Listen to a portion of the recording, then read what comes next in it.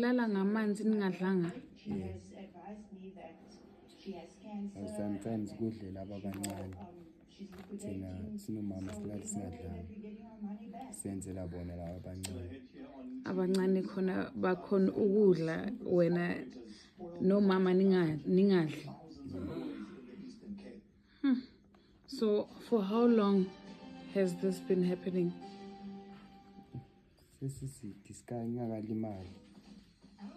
For over a year.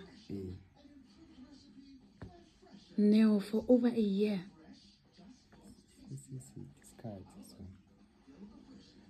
Okay, so how can we help you? Masingathola ukudla endlini. Ngikwazi kuya nasesibhedlela, ngikwazi ukwenza izinto zasesibhedlela. Ningakhi kini? Si7 abantwana bamama. Okay. I'm sorry. Ngiyaxolisa.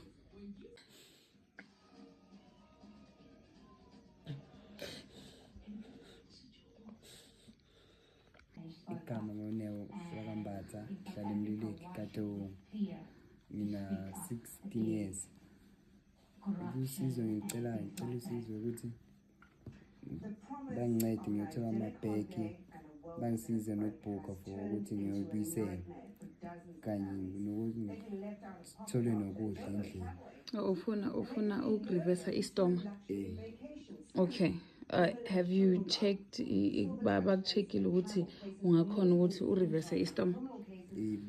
Bangichecka ukugcina kwami kulanda amabheki. Okay.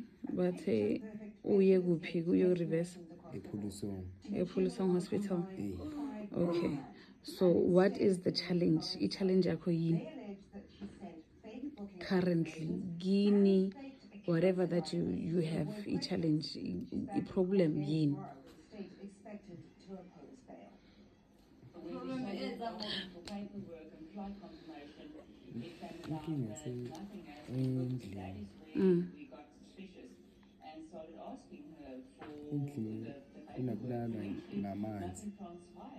Nokulala ngamanzi ningadlanga. Hello Mzansi, welcome to Mgosi waseMzansi. Yo guys, kune video le visana buhlungu kakhulu le security kulapha inkundleni yokuxhumana wemfana lokhuluma ukuthi sime ekhaya kubo simatima kangakanani. Uyasho nokusho ukuthi ngalesinye isikhathi bona labadzala balala bangakadli, sometimes banathe mandi kuphela mabalala, and then kudla bakunike laba labancane.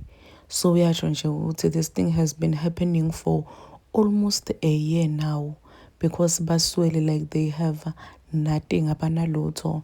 Uthe makabudwa bhuti kokuthi ekhakuba ingakwasho ukuthi ekhakuba i7 bahlala tuwe 2 room guys yemkhukhu, meaning ukuthi noma balala batakelane because baningi bayi7 and bahlala tuwe 2 room. Ngala kufuna baphekele khona lapho, ngala kufuna ke balale, ngala kufuna ke bagezele khona lapho. So balabaningi bavakalise kuva buhlungu kakhulu lapha enkundleni yokuxhumana, basho nje labanye ukuthi bayacela ama details akhe make bakhona ukuthi bamphosele something, njengoba sivile body ngokuthi uthingana nemali yokuthi aye esibhedlela.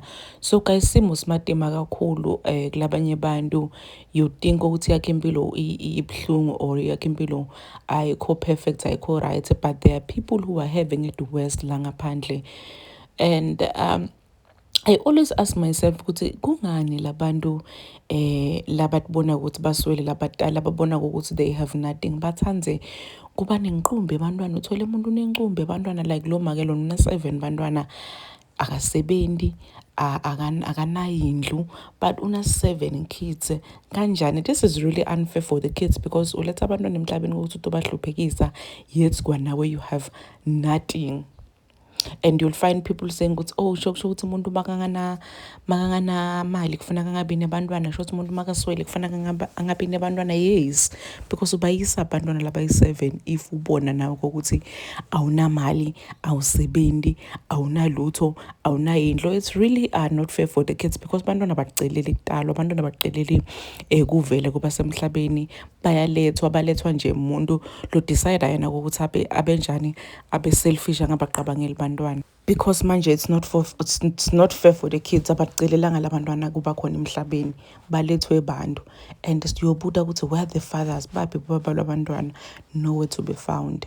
I will comment it down on the comment section ukuthi ucabanga ngale video mina nawe siyibonana kule daga. I'm signing out. Goodbye.